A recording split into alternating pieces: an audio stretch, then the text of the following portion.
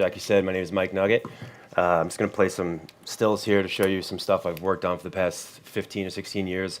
I've been basically doing commercials and promos, documentary series and features, reality shows, theatrical films, network television, streaming stuff with Netflix and Hulu and beyond that. I'm an Avid guy. I've been an Avid guy for 16 years now. I started on the Avid DS actually, which of course I miss, and I'm sure some people out there do too. Moved over to Composer, learned color through the Symphony.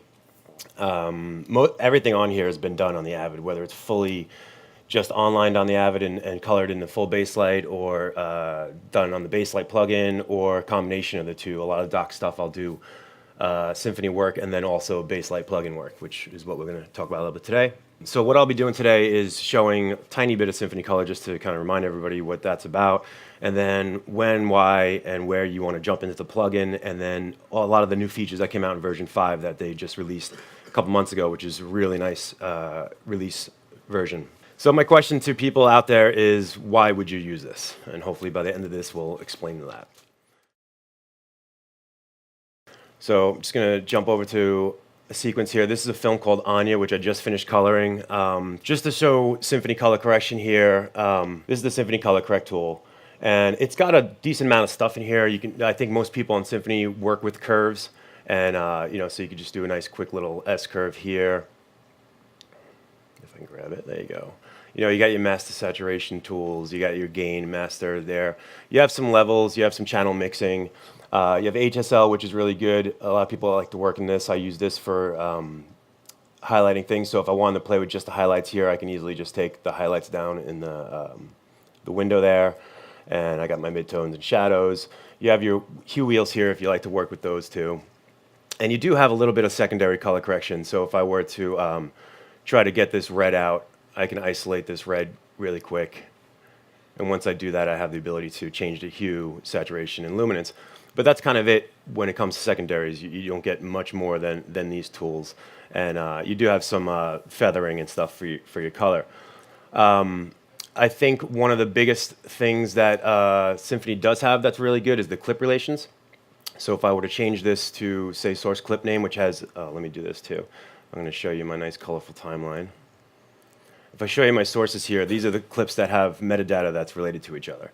So if I say I'm on this orange shot right here and I were to do some color correction, as you can see, as soon as I do that, it color corrects these other orange clips too, which is really nice because if you're in a, especially reality show world where you have 1,500 to 2,000 cuts and you need to do them in a day and a half or 2 days, if you're lucky, if they give you that, this is a really quick way to be able to jump through scenes, and especially interview shots back and forth, or one scene that's contained.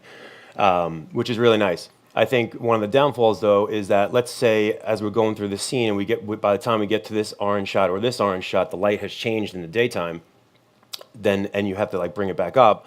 So I'll bring it up here, but as I do that, I'm also affecting these first two shots as well. So you can separate them into single shots just by going to source segment. Now, whatever I do to this shot, I'm just over-exaggerating, will not be done to any of these other shots.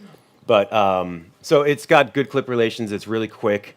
I think with Symphony, you don't spend that much time on each shot. You kind of go through things really quickly, which is fine if that's what you need to do. Another reason to stay in Symphony is if you have a timeline like this. So this is, I'm sure a lot of you have seen timelines that look like this, which is obviously pretty chaotic. I don't have this online, but I just want to show you this timeline. This layer right here, these two layers that I have highlighted, those are actually my Baselight filler layer, which I use the Baselight plugin to color. And the reason why I did this is because I wanted to use the Baselight color tools, but I didn't want to leave Avid because, as you can see, this timeline's pretty crazy. It has a lot of resizes, has a lot of stabilizers, a lot of Avid-based things that if you had to flatten this out and bring this to another color system, it would take so much time. You'd have to separate things, you have to put them at the end of the timeline, color them separately, come back to Avid, put it back together. As you can see here, there's some transitions that are above everything. So these are actual video transitions that they use. So I have to put these back in after color. So leaving the Avid timeline in this case was just not really an option. So I wanted to be able to use both of them. So you could see here too, I have some color, some Avid color here, plus Baselight color on top of it. So this is just to show you, we get crazy timelines, and sometimes it's almost impossible to come out of Avid to bring to another color system. There's a couple ways to apply the plugin. It really acts just like every other Avid effect. So it's just nothing more than going into your effects editor and using it. So there's a couple ways. You can either put the plugin right on the clips.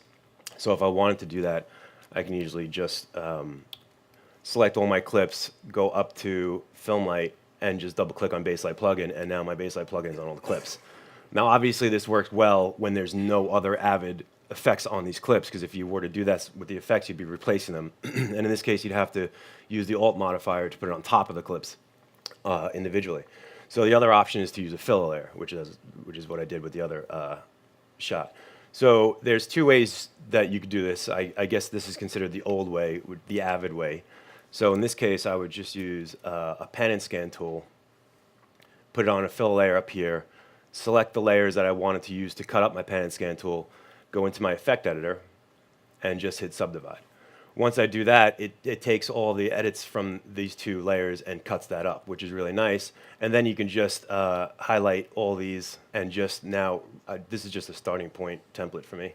Just click that, and now you have the Baselight plugin on the fill layer. And you don't have anything else underneath it because it did replace the pan and scan. So it's a nice, quick way to do that. But now with Baselight, the plugin advances, you can do it another way, which is using the Baselight plugin to do it. So again, this is just a starting, I just call it my starting point. It's just a blank layers, so I don't have to keep going back up to the effect editor.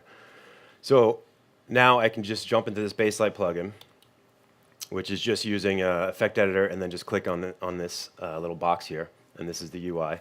I'm not going to go over the UI just yet, but I will in a second. And now they have these nice new tools called subdivide. So subdivide at current frame is just adding edit right where you are. It just makes an edit point there, and everything else is still one big filler layer. Surrounding edits is, it'll actually make a, depending on what clip I'm on, it'll actually make an edit point at the beginning and at the end, and then the rest of it will still be one filler layer. It'll just separate that one shot, and then you have subdivided all edits, which is what I'm going to use.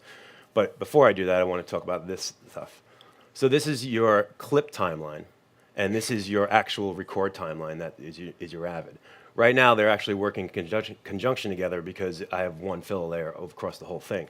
So as you'll see, once I hit subdivide all edits, now down here I have all my different clips, which I can fluidly go through in this new timeline. And now this represents only my one clip. And now when I step out of the plugin, you'll see that it automatically cut up this as well. And I didn't even have to select those other layers. So that's a really nice thing to do. That's a really quick way to apply your plugin across it. So now if I did on fill layer, and there's resizes or stabilizers or anything else on here, I won't touch them. It'll actually go right on top of it.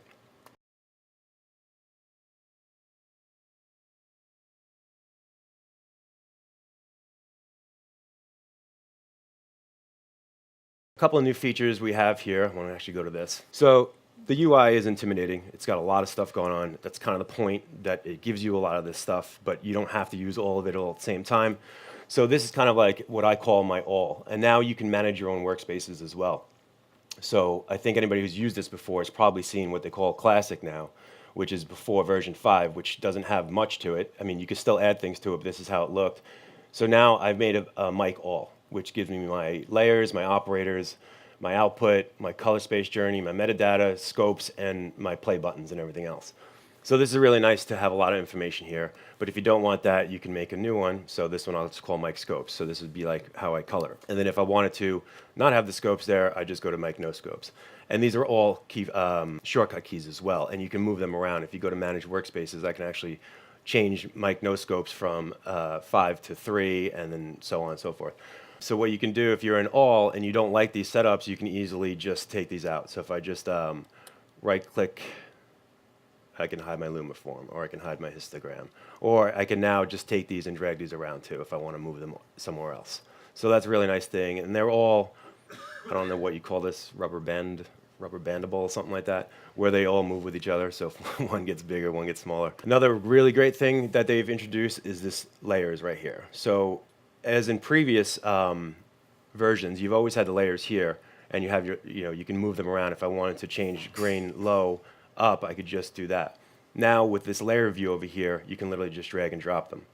So I could just move them up like that. That's really nice. And you can see as you go through it, you can see in the thumbnails that it kind of is progressive what your color is doing. Another great thing is showing these mats now. So now I have my matte right here. So if I click on my matte and I go to my matte overlay, you'll see that I have what the matte looks like, which is really nice and quick.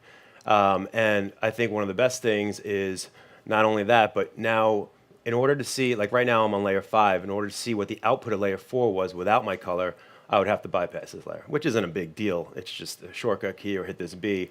But what's nice is I can keep this layer alive now, and if you could see, I'll make this a little bit bigger. This little yellow bar that goes on top of here, that's actually a live output of that layer. So if I want to see, this layer is basically doing this shape here and just doing color inside where the woman is. If I want to see the layer before that, I could just click on that and then actually scrub it, which is really cool. And you can also do that with mattes. So this layer view is really nice. Of course, you can add as many layers as you want by hitting P and just keep going, or take them out, whatever you'd like to do. Gestural controls is a really big thing, I think. It's a nice way to use all these parameters. So if you have a parameter, let me go back up here, I don't need all these layers. So if you have something like sharpen or add grain, which is sometimes a little tough to grab this slider and get it exactly. Now you can highlight, and this goes for every operator, everywhere there's a number, you can just highlight it and start twirling. And if you twirl slow, it'll go slow. If you twirl fast, it'll go fast. And that goes with every single operator that is here now. So that's a nice little feature too. The play controls down here, I kind of went over the timeline quickly. These are your separate clips in your Avid timeline. So this lets you be able to stay in the plugin a lot longer now, instead of having to come back out, move around. It's fluid. You can actually scrub through these. You have a nice play controls here where you can jump to the next shot. You can jump to that tail of the next shot or the head of the shot before and things like that. Scratch pad is a really nice thing. Obviously, it's been in there for a long time now, but it used to be that you only had 9. The scratch pad is basically like a still store, so you can see what your grades are. You used to have only 1 page and 9 settings, so your number keypad would be 1 through 9. That's it. Now they have 9 pages with 9 settings each, so you have 81. And you can easily see that by hitting the number lock. Now this is the way it used to be, where whatever shot I was on, it would show me whatever I saved in these shots still on the same shot. But now you can go to your scratch pad, and as you can see, they actually took the scratch pad and made its own little menu up here because it's pretty important. Now you can say display grabbed image. This is from another project I'm doing, by the way. But now you can see what those shots are. So now you can just grab them quickly, and you can switch pages easily, as I'm on page 2, page 3, page 4, and so on. You can go back and forth. Another great thing, too, is that these actually save as OpenEXR files, as BLG files, on your desktop or Finder level in a folder that you can actually move around. So if you're working on Project A and you're done and you have 81 slots here taken up, you can just move them out for a second, work on Project B, do whatever you're doing there, and then if you want to go back to Project A, just move that folder back into the right spot and it'll repopulate the scratch pad. Input cache is really good too. So say I'm on this shot that I was on before, which I lost now. This shot, and we're not playing in real time for whatever reason. Now you have input cache that you can increase or not. So if I hit play, you'll see up here, it'll be yellow while it's not in real time. And then once it gets through the caching once, it'll just start playing in real time, which is really good. And there we go. So now you have input caching on each shot. That's nice. A huge thing, I think, is being able to save the Avid now from inside the plugin. So it's kind of like a macro where if I hit save, it'll kick me out, it'll save Avid, and then it'll open up. It opens back up into the Baselight plugin right where you were. So if you're in there for a long time, like I've gotten burnt sometimes where I'll be doing 50 shots and then all of a sudden, for whatever reason, the whole system crashes or something happens and then you lose all that work. So that's a really nice feature. A lot of new preferences are searchable, and I know this isn't fun stuff, but if you have all these preferences right now, if you're looking for something specific, like a key or something like that, if you're looking for a key and then there you want to use the numeric keypad, it'll bring you right to there. So that's a kind of nice little under the hood feature. So if you want to, you should use the Baselight Slate Panel. For those of you who have seen the full Baselight, that's the Blackboard 2, which is the Linux-based FilmLight Baselight panel. And if you literally just took a knife or a saw and cut this right here, you get your Slate panel. So you might think that you're losing some buttons and everything like that. You do lose the tablet, But if you're not losing any of these buttons, they're all right here in the Slate panel. All you have to do is like hit transport, and now your buttons will be transport, or hit layers, and it'll be layers again. So this panel is really good. It works so well with the plugin, obviously. And also, you have the ability to customize this too with the chalk for Slate, where I can easily just take this and move these around if I want to. So, and you have all the controls that the Baselight has, you can put wherever you want. So that's really nice. You do actually still have the ability to use the Avid Artist panel. This still works with the Baselight plugin, as well as the tangent element and wave panels. That's actually the old wave panel, which I don't even know anybody that uses the wave panel, but you can use that. And what's nice about these third-party panels is that even though they're not Baselight panels, they still support them, and every time there's a release with the plugin, they will tell you, okay, now this button is now mapped to the element panel here, or the Avid panel, wherever it is. A couple other quick Baselight things when it comes to non-color stuff for a second is we were talking before about clip relations with the Symphony, which is really good. But now the Baselight plugin has them as well. So I'm going to turn back on my source colors here. And as you can see, so I have all my pink clips, which are all related to each other via metadata. And I'm going to step into here, and I'm just going to do something absurd. Just kind of yellow them up. So if I do that, first off, we have a couple of new copy parameters too, which is nice. So you have the ability to copy the whole stack, just the layer, or now just the properties in here as well. So if I'm in the base grade and I want to copy just the parameters, I could just do that. And as you can see, it just copied the parameters of the base grade. And then wherever I go, if I go to base grade and hit paste, it'll paste just the operators. So it won't paste the whole layer, it'll just paste that. Of course, you have the ability to paste layers and the whole stack. So now in this case, I want to take the whole stack here, so just Command U. And by the way, I love this thing. It's really nice that it tells you what's going on now really quickly. So I copied the whole stack. Now I want to place this stack on everything else that has the same real number, which, by the way, these are up here as well, too. So if I go to Apply Options, you have Replace, Below, or Merge. I'm going to choose Replace. And then how do you want to use this, by reel, tape, or anything like that, and then backwards or forwards. So if I choose that and I hit paste, which is Command apostrophe, you can see that it pasted and succeeded in 5 shots. So now if I step out of the plugin, you can see everywhere I have this pink clip, I have my color. And now going back to the same example before with Avid, where if I say the light changed halfway through these shots and these last 3 shots needed to not be this yellow or whatever color you want to do, I can go in here and let's just change this completely opposite. I have 2 of these on here. So let's do that for a second.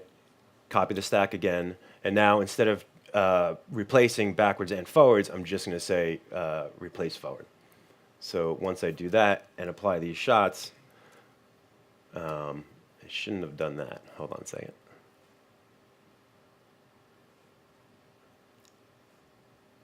Oh, it is on forward. Let's see what it did. Oh, it's because I'm still on that same shot. That was my bad. I was still on that first shot. So let me go to this shot for a second and do that same example. So now I'm going to change this to, let's go to red. So when I step back out, my first couple shots here are that blue, and then the last couple shots are that purple. So that's a decent difference between what the Symphony can do and what the Baselight plugin copy parameters can do in the apply options.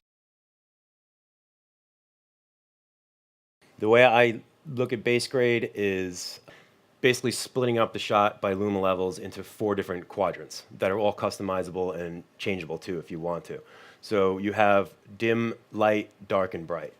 And basically that is literally like your dark and bright are your highest points and your lowest points. Your dim and light are kind of like in between that, like a mid to low and a mid to high. And your balance is on both of these tabs because that's an overall. So if I want to do some overall stuff to this shot, I can easily, actually let me remove this color and put a new layer. I could just take this and twirl this up and get some exposure. I have flare, which basically is like a cutoff point for your black levels. Contrast is contrast, and saturation is your saturation. And now, for instance, if I wanted to grab just these windows, I can just go I'll go into my light here and just take the windows down a little bit here, and you can see that it's just touch and nose. So this grade's really nice because it's basically like doing two parts for yourself. Normally I would have to go to an HSL keyer and key out just the highlights and then go to a video grade and color that down. Now it's splitting these things up into right where you want it. So once you get used to this base grade, you can really finesse your shot pretty specific really quick. And these pivot points are all changeable right here too. So if I wanted to change my light or my bright, you could see that you can do that too, and it'll change everything. So the base grade is a really nice starting point, I think, for everything. It's also color space aware, so no matter what color space you're in, it'll feel and act the same. And for those Avid people out there who still want to work with curves, you totally have that ability to do that. You can just change one of your operators to a curve operator, curve grade, and you can see here that you have your normal curves. So you can if you feel comfortable using your curves again, you can always do that as well. Color matching function in the base grade is a really nice thing. We were just talking about this yesterday, actually. So these two shots without any grade is basically this and this. So this is a guy walking down Manhattan Street, and then he walks over a bridge. But as you can see, they're two totally completely different looking shots, but they're supposed to be back to back. So I'm just going to put that back on. This is just a regular base grade. I'll show you in a second. And I'm going to throw a blank grade on this. So when I go into here and I go into my plugin, I can just use a pick and match. So I'm just going to zoom in here, and I'm going to grab the street here because it's kind of a common area. So I'm just going to choose my pick and just grab this. And as you can see up here, it gives you nice feedback saying that the match against the color is stored. And then I'm going to go to my next shot, and I'm just going to choose where I want to match that. So if I just hit that, we do that. And you're pretty close. I mean, it's not perfect. You still have to do some work, but that's a pretty nice, really good starting point, I think. And that match grades really well. And of course, you could do this with skin tones and things, and you can combine them with shapes. So if you're just doing someone's face and you need the face to match, you could do that and just add a shape to it and key that out. There's a bunch of new shots, a bunch of new operators called color boost, color contrast, boost shadows, and boost range. And these are all really nice too. Again, just another quick way to do stuff without having to key anything out. So in this case, I just have a regular base grade on this kid's face. And I'm just going to go to my next layer. By the way, you could do as many operators as you want in each layer. It's just I like to separate things so that I don't get confused, and you can name them anything you want. So in this case, I'm just going to boost the color, and once I do that, you'll see that this some kind of algorithm that's basically just getting kind of the midtones, but mostly just things that have detail. And it's only touching the things that have detail. As you see, it's not really touching his collar here or the black of his hair or anything like that. So we can use boost color, boost contrast, same kind of thing. I'm not touching really the background here. I'm still not touching that collar. I'm touching things that just really have a lot of detail. His eyes are not getting, the shadows in his eyes are getting touched, but not his eyes itself, which is cool. And if I overdo it, I can go to my next layer and say boost shadows.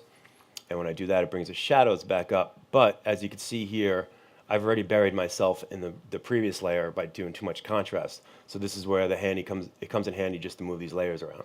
So if I move these layers around, I put the shadow before that, now I can get the detail back in his face there, which is really nice. While I'm on this shot, I'm just going to want to show you quick something that I do all the time. In this case, he's got 2 freckles on his face here. And let's just say you want to remove them quick. We can just go into another layer here. And I'm just going to go into my shapes now. And once I go into my shapes, I have freehand ellipse and rectangle and edge and a bunch of quick shapes here. I'm just going to do an ellipse, and I'm just going to do it right around this freckle. And now, it's a little lesson for people who don't know what this is. So the blue box is my shape, and that red bounding box is actually my curve. So you can either do, if I want to do this other freckle at the same time, I can either do the whole new shape, which I'd have to copy the tracker to it, or I can add a new curve into this shape. So if I add a new curve and I do this, now you can see that the blue bounding box is my shape and my curve is the red bounding box. So if I would move the shape, it moves both of them. Or if I zoom in even more, I just want to move this one curve right here. We could do that. And then what I'm going to do is just go back to, oh, I got to track it first. So I'm just going to do a one-point tracker here because you couldn't really ask for a better tracking point than a freckle. And it's nice and quick too. So I'm going to do that. And now you can see that my shapes are tracked, which is nice. I'm going to go back to my operators. I'm just going to change one of these to a transform. And I'm just going to basically steal the skin that's right above it. And again, this is where the gestural controls is really nice. So if I do that, now we have no freckles on his face. I'm going to change one of these operators to a look operator. And when I do that, you have these looks. Now, display looks has always been here. It's your usual stuff you're used to seeing, day for night, bleach bypass, and things like that. Scene looks is a nice new feature. And if you hover over things now, also, it tells you a nice description of what they are. But like this look is visually influenced by a common DI approach, applying cinematic look to digital captured images and so on, the Japanese one. So these are very specific looks, to just kind of starting points for you. So if you know this is kind of what you want, then you can use these to start with. In this case, I'm just going to use a bleach bypass. Now, the direction for this shot specifically was it was supposed to be shot on Coney Island Beach at, like in the morning time, in like the fall without the sun. So it wasn't supposed to be like nice and warm or anything like that. So I'm just going to go to my base grade and do a little bit of color here. Maybe pull that down, add some saturation, some contrast. And I'm actually going to do a little bit of video grade here too as well. So let's say we start with something like that. So that's not too bad. Now the next instructions from the director was to get his eyes to pop out, make his eyes really blue. So I'm just going to go in and use one of the keyers here. We have the D key here. It's a three-dimensional keyer, which is really nice. Hue angle keyer, which is a little more specific. I kind of like to use this one. So I'm just going to start with this. Take a selection, turn my matte on. Oops. Well, that's not a good selection. Let me redo that.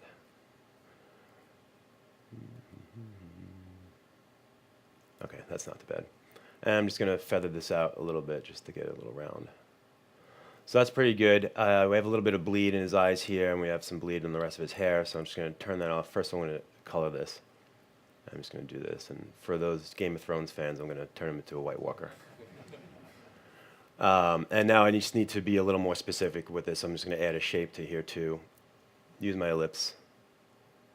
Do a quick shape here, add another curve just like I did before, because they're going to track the same because their eyes, they don't move independently. This European keyboard is getting me a little bit. So I can do that. And let's say that's okay. And in this case, I'm going to use new perspective area tracker. And I'm going to pick my points. And of course, we can track forward and backwards, so I'll just track this forward for a second. Jump back to my keyframe and track backwards. I might have to do a little bit of touching up, but for the most part, we're pretty good there. So it's just a little keying and shaping demo. If I go to Texture Equalizer, now they're basically breaking up the picture into detail. So the one-to-one is basically your fine details. So if I play with the one-to-one, you'll see it's very hard. It's kind of hard to see that it's really just touching like the fine hairs like on his eyebrows. It's not really touching his nose. It's barely touching his skin at all. So we can soften him up there. Whereas if I go to 32:1, it'll take the bigger pieces and it'll actually soften it up. So it's basically, again, it's almost like the boost operator, the base grade, where it's doing like almost keying for you, but not in color this time, in texture. If we were to bypass this, you're kind of taking some age off this man, which is pretty nice. And you can imagine how you can use this in other situations. So that's a really nice thing. Kind of as a joke while I was doing this demo, I was like, well, what happens if I do this? Just to see what it did. And this is how you really can make a White Walker. So we can go from that to that, which now I just aged a guy another 10, 15 years. So it's a really cool new operator there too. The new deflicker operator is amazing. And I'm kind of embarrassed to say that when I was working on this show, I didn't know how to use it, and I actually farmed it out to something else and did it there and whatever else. And then once I figured it out, I was like, oh, that's embarrassing that I could have done it this quick. So if you change your operator to deflicker, pretty much sometimes that's all you have to do. But in this case, I just had to take down the blur radius. And I know that the next shot is going to be the same thing, so I'm just going to use my handy copy parameters. I'm going to go to my next shot. Change this to deflicker as well. I could have copied the whole layer too, by the way. And I'm just going to paste this. So they both have the same thing now. And now when I step out of here, flicker is gone. And now this is the one operator that I do feel like sometimes you might have to render depending on your GPU processing. But that's pretty amazing to get rid of flicker in 3-4 different areas and not even have to be specific. Like it didn't touch the rest of the shot at all. It just deflickered that area right there. But for the most part, something like this shot, which we did a bleach bypass, a base grade, a video grade, 2 curves with a shape, an area perspective tracker, texture equalizer, all that stuff, and you come out on the Avid timeline and it's real time. Because Avid only sees it as one AVX2 plugin. It doesn't see it as 15 layers, 14 layers, whatever it is, doesn't see it as whatever trackers you have, whatever shape you have, whatever keys you have. It just looks at it as one effect. So you don't even have to render this timeline to watch it down, which is really awesome. As for going back and forth with the full Baselight, I hope a lot of you have seen the tutorials or something else about how to do that with using an AAF. So if I were to take this timeline and just make an AAF out of this timeline, and we were sharing the same media storage, the full Baselight could just open up the AAF, and everything I've done here will come in there, even all this crazy stuff. All the layers, everything will go into the full Baselight. You can finish coloring the full Baselight or touch it up. They just update that AAF, it comes back over, and you're talking about like a 5 meg file, maybe a 10 meg file at the most. And then it comes back over here, and now I see everything that the full Baselight has just done. For freelancers now, which another thing with the plugin is you buy the license and you can actually move it around. So if you're working at home and you have the license and you're doing work and then you get hired somewhere else, you can actually take the license and bring it to a new system. You just got to email the guys the system ID, I think, or something like that. Yeah. So that's a pretty nice thing to do too. I think the overall theme of version 5 release is just operator friendly.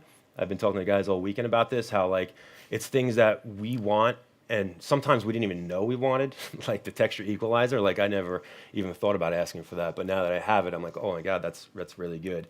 The base grade, again, it's just all things to make our lives easier.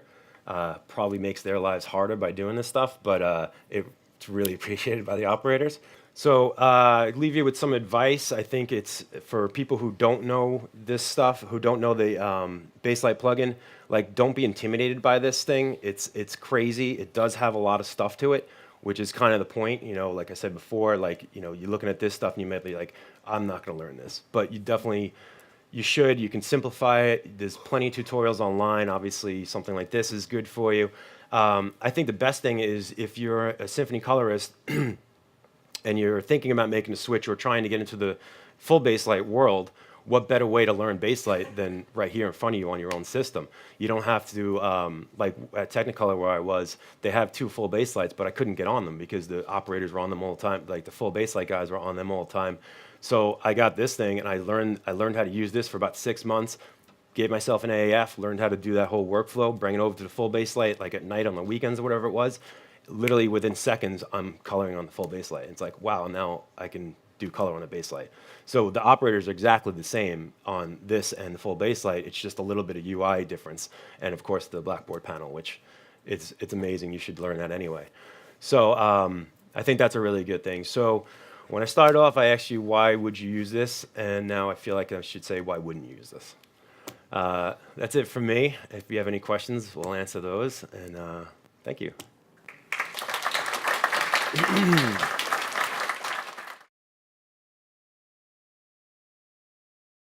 When you were doing the collaboration, you were working in the plugin and someone else was working in Baselight. Is that like a file that you send to somebody, or is that an actual database that you connect to remotely, or how does that system work? Well, when we were doing it up until what I just said before about them having a shared database now, it was we were working on a SAN, so all the media was shared by everybody. So I would just link to the media in Avid and do whatever I wanted. There was times when I would do, like if the colorist was too busy, I would do a first pass on the color just to even things out, let's say. Send him an AAF, and it literally seconds later, because it's only a couple meg, he'd open up the AAF, continue doing all his work for whatever, 2 days, 3 days, color review that, and then he'd send me the same AAF updated with his color back to the Avid, because we were doing the final titles in Avid. So when the client was in my room doing the final titles, not only did we just share stuff back and forth within seconds, but also I was able to touch the color. So God forbid there was a matte that had an edge on it or something, or the vignette wasn't enough, or they wanted a vignette, the client knew that I do color as well. So instead of having to go back, like the colors could have went home, or the system might not be available, so I can then touch that up too. So the color is basically live the whole time, which is really awesome. When you're passing information between full Baselight and the Baselight editions, do you prefer the updated AAF workflow, or do you prefer sending all the BLGs? That's actually a really good question, because there are times when we had shows that were changing so much, as we all know, the edit never locks, and we couldn't really do the AAF workflow because it was too much work on the full Baselight side. Meaning, like if I gave cut 1 to the full Baselight and then cut 2 came, if it's only a couple things here and there, obviously the multi-paste will work just fine. And actually, I know the guys are working on a new version, a new way to possibly do that, which is great. But there's obviously shows that you get a new cut as you're sending one, you get a new VFX shot or something like that. So we sometimes did a combination of the workflow where I would use the AAF to go to the Baselight. Baselight would grab it and do the color. And on the way back, we'd flatten the file out, but we'd also export out of the full Baselight all the BLGs into a common folder, so that when I get it back, I might not have the live Baselight color right there for me, but if I needed to, I could just go, the BLGs got made with the record time code metadata involved in the file name. So if I was at, 2 minutes and 17 seconds, I could just go into that folder, find the 2 minutes, 17 seconds BLG, and just apply it right there. So like if you see up here, I can load BLGs, or save BLGs, or save as too. So if I wanted to load a specific BLG, let's just say this is the folder where all the BLGs were, and they were named by timecode, just double click that, and now I have it in there as well. Could you show me how the color management works? For example, in Avid, there's some airy raw coming in. Yeah, I mean, right now I don't have anything in here besides the stuff, but I mean, this is all the same tools that the full Baselight has. Okay. So you can change everything you want, from color working space to your DRTs and things like that too. And this all comes back and forth too with the full Baselight too. So if they're setting it up or they're changing something, it'll come across on each individual shot as well.